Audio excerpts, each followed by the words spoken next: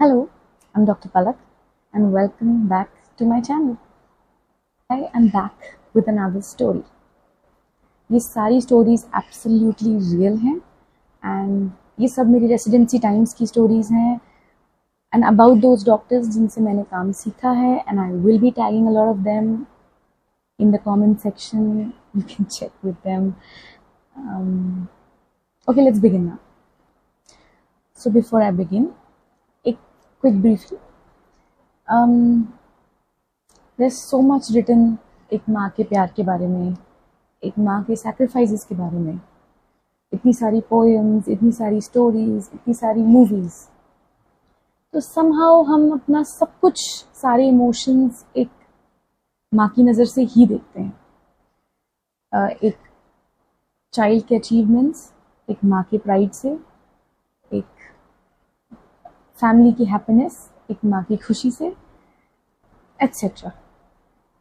But इस सब scenario में क्या कभी कभी हम जस्ट लाइक 5% टाइम्स हम एक फादर को इग्नोर कर देते हैं?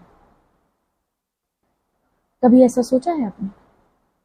मैंने नहीं सोचा था until that very day जब मुझे लगा कि इतने सारे इमोशंस दुनिया में हैं जो कम्प्लीटली एक मदर्स लव पे डेडिकेटेड हैं कि कहीं ना कहीं ओवरशैडो हो जाता है एक फादर का प्यार जो शायद एग्जिस्ट करता है बट अप्रिशिएट नहीं होता maybe. So this story is about a father's love. And even though I'm not releasing it on the Father's Day, I am recording it on the Father's Day, so happy Father's Day. I hope the story reaches out to all the beautiful fathers. So let's begin.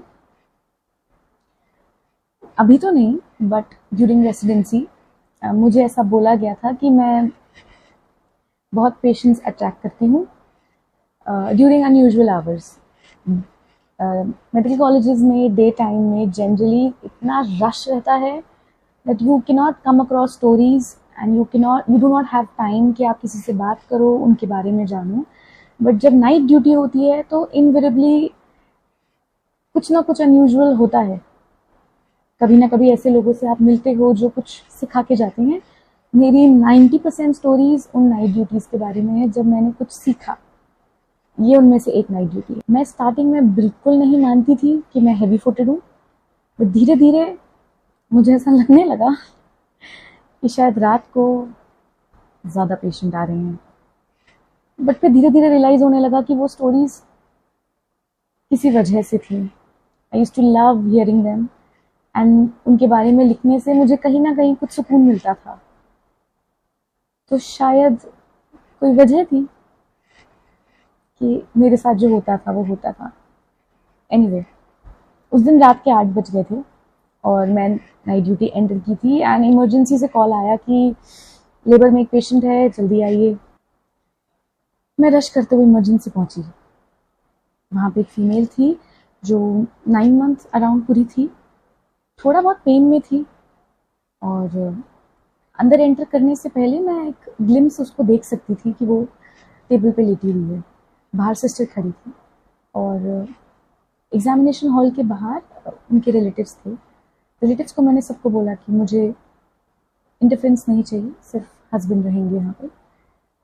Husband एक बहुत weird pose में बैठे थे. But पहला thought आपका कभी ऐसा नहीं जाता कि कुछ हुआ होगा. हस्बैंड हस्बैंड होते हैं, फादर्स होते हैं, डिटैच्ड होते हैं. इम्प्रेशन यही है ना. मैंने सिस्टर से पूछा क्या केस है. अभी 8 बजे आए हैं, लेबरिंग पेशेंट है. पेशेंट ने बोला लेबरिंग मैम एक्चुअली 1.5 साल पहले का सीजर है इनका और अभी हल्का पेन है, नीचे से लीकिंग स्टार्ट हो गई है. मैंने कहा अरे लीकिंग स्टार्ट हो गई है. एक गायनेक का फर्स्ट रिएक्शन जो थोड़ा डिफर कर सकता है एक रेसिडेंट से. एक resident I am sorry but एक रेसिडेंट सीख रहे होते हैं. जब उनको ऐसे हिस्ट्री दी जाए तो उनको ये समझने में 2 साल 3 साल लगते हैं कि इन सिचुएशंस में रिएक्ट सबसे पहले क्या किया जाए। तो पहला थॉट दिमाग में ये आता है, 1.5 साल में दूसरा बच्चा, पहला ही तो सीजर था, पहला सीजर था तो 3 साल रुकते थे ना, इतनी जल्दी क्या थी। तो बिना सोचे बिना समझे मैं सीधे अंदर गई, मैंने बार्ज किया अंदर और मैंने पेशेंट को डांटा, तुमने सोचा नहीं 1.5 साल के अंदर दूसरा बच्चा, और पहला बच्चा कहाँ है तुम्हारा। और मैं ढूंढने लगी कि यहीं कहीं होगा ना, यहीं खड़ा होगा कहीं बच्चा पहला, पर मिला नहीं। तो मैं 2 मिनट रुक गई, पहला बच्चा कहाँ है। जब मुझे कुछ जवाब नहीं मिला और मैंने थोड़ा पास जाके देखा तो दर्द तो था, वो पेन में थी, पर इस सवाल का दर्द कुछ ज़्यादा था। तो मैंने उसे वहीं छोड़ा, मैंने बाहर झांका जहाँ उनके हस्बैंड बैठे हुए थे और मैंने उनसे पूछा, पहला बच्चा कहाँ है। वो रोने लगे, बोले मैं बचा नहीं पाया। घर के पीछे से एक नदी बहती है, जिस नदी से पानी भरना, कपड़े धोना सब चलता है। माँ अक्सर बच्चे के साथ घर पे होती थी, पर उस दिन किसी वजह से उसे कहीं जाना था और उसने मुझे पूछा बहुत बार कि क्या आप संभाल लोगे, क्या एक दिन आप संभाल लोगे।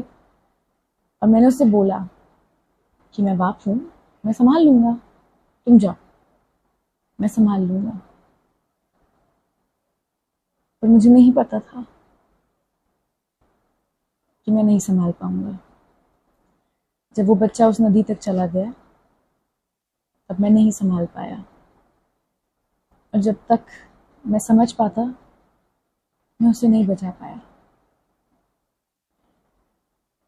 ये बोलते वक्त अपनी शर्ट के साथ खेल रहे थे वो, और खेलते खेलते उस शर्ट को दर्द से फाड़ दिया। जब वो शर्ट फट गई तब उस शर्ट के टुकड़े को लेके अपने आंसू पूछने लगी और मुझसे बोलने लगी कि ये वाला बच जाएगा क्या। कुछ सवालों के जवाब हमारे पास भी नहीं होते, तो उन सवालों को हम सवाल ही रहने देते हैं। जल्दी से अंदर जाके पेशेंट को एग्जामिन किया और जैसे ही बच्चे की धड़कन सुनी थोड़ा रिलीफ मुझे आया। अपने सीनियर को इन्फॉर्म किया, बिकॉज अपेरेंटली उस वक्त मैं फर्स्ट ईयर थी और इतना इमोशनल कोशेंट को हैंडल करना मैं प्रिपेयर नहीं थी कि इस फील्ड में ये सब फ्री आएगा। तो मैम ने बोला don't worry, will handle. By the way, मेरे बारे में थोड़ा सा बैकग्राउंड देती हूँ। मुझे मूवीज़ देखना बहुत पसंद है, मुझे स्टोरीज़ लिखना बहुत पसंद है, मुझे स्टोरीज सुनाना भी बहुत पसंद है, पैशन है। बट उस वक्त मेरी सीनियर ही अमिताभ बच्चन थी मेरे लिए, हीरो। जैसे उन्होंने बोला डोंट वरी, मैनेज करके दूंगी, फिर लगा सब आसान है, वो कर लेगी ना, और इसने कर लिया। सीनियर ने बोला अर्जेंटली स्कैन करेंगे, स्कैन के लिए लिया। फीटल हार्ट रेट ड्रॉप हो रही थी, बहुत स्ट्रॉन्ग हार्ट रेट थी नहीं। पिछला स्कार बहुत थिंड आउट हो चुका था, मतलब टीयर हो सकता था, जो कि एक लाइफ सेविंग कंडीशन भी हो सकती थी। हीमोग्लोबिन सेंड किया, वेरी लो, 7 ग्राम पे पहुंच चुकी थी पेशेंट। लीकिंग प्रॉबेबली एस्टिमेट करेंगे तो शायद 1-1.5 दिन से हो रही होगी, और पेशेंट ने डर के मारे किसी को मेंशन नहीं किया, या शायद एंजाइटी से, बिकॉज प्रीवियस इंसिडेंट एंजाइटी। ये सब कंडीशंस को देखते हुए तुरंत ओटी में शिफ्ट किया। फर्स्ट ईयर रेसिडेंट थी, पहला केस था ये, शायद दूसरा, I don't remember exactly. But OT के बाहर, जब ओटी के अंदर पेशेंट शिफ्ट कर रही थी, ओटी के बाहर किसी कोने में उनके हस्बैंड बैठे हुए थे। मैं वो पोज, वो पोस्चर जिंदगी भर नहीं भूल सकती। एक गिल्टी मैन का पोस्टर था वो, हाथ दोनों पैरों के बीच में दबाए हुए स्वे कर रहे थे। सॉरी थे, बट किसी चीज़ का इंतज़ार था। आंसू कंटिन्यूस टपक रहे थे और शायद कोई भी उन्हें चुप नहीं करा पा रहा था। बस एक अपने ही जोन में थे। और मैंने उनके कंधे पे हाथ रखा क्योंकि वो लीस्ट था जो मैं कर सकती थी उस वक्त। तो उन्होंने मुझे देख के बोला, प्लीज़ मैं माफ़ी मांग रहा हूँ। तो उन्होंने कहा, मैं माफ़ी मांग रहा हूँ, इस बार अपनी जान से ज़्यादा प्यार करूँगा, 1 मिनट भी नहीं छोड़ूंगा, बस एक मौका और चाहिए। अब मैं कैसे समझाती हूँ कि मैं तो दे भी नहीं सकती थी वो मौका, पर पता नहीं उस वक्त उन्हें ऐसा क्यों लगा कि हम वो मौका देने वाले थे उन्हें। शायद उम्मीद थी। अंदर ओटी में आई, पेशेंट शिफ्ट कराया, तो मैम ने बहुत सटली पूछा, फर्स्ट चाइल्ड क्या था, मेल या female? I said, ma'am male, 2 years। Okay. Prepare किया, ओटी में लिया, एनेस्थीसिया दिया। मैंने किसी को इतनी जल्दी वॉश होते, इतना क्विक एक्ट करते कभी देखा ही नहीं था। It was a movie. अगर आप देख सकते जो मैं आपको बता रही हूँ, तो वो दिखती अमिताभ बच्चन, वो थी अमिताभ बच्चन उस दिन, वो स्टोरी थी उनकी। उस रात वो कुछ करने ड्यूटी पे आई थी, हीरो थी। फटाफट पेशेंट प्रिपेयर हुआ, फटाफट वॉश हुए, इंसिजन। बिफोर मैं रियलाइज करती कि क्या क्या स्टेप्स हैं, क्या क्या स्टेप्स हैं, बिफोर मैं रिकॉल करती, बेबी आउट था। एंड हम सब एवरीबडी इन दी ओटी, मैं, एनेस्थेटिस्ट, बच्चों की डॉक्टर, मैम, कहीं ना कहीं एक लिंगरिंग होप थी हमारे अंदर कि ये जस्टिस होना चाहिए। एक मिस्टेक थी जिसके लिए शायद दोनों बहुत सॉरी हैं, बट ये जस्टिस सर्व होना चाहिए। बट जैसे ही वो बच्चा बाहर आया और इतनी जोर से रोया कि हम सब बहुत हंसे। वो लाइफ फुल सर्कल आई। बिना आंखें खोले उस पेशेंट ने सिर्फ इतना पूछा, क्या हुआ है? ना जनरली ओटी के अंदर ये सवाल के जवाब नहीं दिए जाते। बेटा हुआ है, बेटी हुई है, पेशेंट को ये सब उस वक्त नहीं कहा जाता। हम ठहरते हैं पेशेंट को डायरेक्टली, थोड़ा सा एक बार क्लोजिंग हो जाए, सब हो जाए, इन्फॉर्म करते हैं, जब तक पेशेंट को रिलैक्स करते हैं। पर वो मौका था, जैसे कि वो मोमेंट था। और मैम ने भी बड़ी स्टाइल से बोला, जो गया था वो वापस आया, चल अब सो जा। जब सब क्लियर हो गया, पेशेंट स्टेबल था, पीडियाट्रिशियन को बच्चा बाहर लेकर जाना था, मैंने मैम को बोला, मैम आप नहीं चलोगे, आप नहीं ले जाओगे, ये तो डिफरेंट केस हुआ ना। बोले नहीं नहीं, मेरा काम हो गया, अब आप जाओ, अपना स्टोरी पूरा कर लो। मैं तो गई, मुझे कुछ देखना है। जब पीडियाट्रिशियन बेबी को बाहर लेके गए तो वो फादर उसी पोज में वहाँ शायद 1 घंटे से बैठे हुए थे, दम। मैं बहुत दूर से खड़े होकर देख रही थी, because this was not my moment. मेरा कुछ भी नहीं था इसमें, मुझे सिर्फ मैं सिर्फ देखना चाहती थी। पीडियाट्रिशियन ने नाम लिया और उनको बुलाया, और उन्होंने शायद पूछा भी नहीं कि क्या हुआ सब, और नज़दीक आए। जब उन्होंने उसे देखा तो बहुत रोए, जैसे कि जो नदी ले गई थी ना, वो आज आंखों से निकल रही हो। बहुत रोए। जब बच्चे को शिवरिंग हाथों से अपने हाथों में लिया तो बोले मेरा दोस्त वापस आया है। मुझे एज ए डॉक्टर वहाँ से उस वक्त चले जाना चाहिए था, काम हो गया था, स्टोरी कंप्लीट हो गई थी, डेट पूरा हो गया था। जो मेरी अंदर की एक बेटी है, वो किसी कोने से खड़े होकर 2 मिनट और देखती रही उस फादर को अपने बच्चे को हाथ में लिए रोते हुए। क्योंकि शायद जब मैं पैदा हुई होंगी वो मोमेंट ऐसा रहा होगा, शायद उस दिन वो भी बहुत रोए होंगे।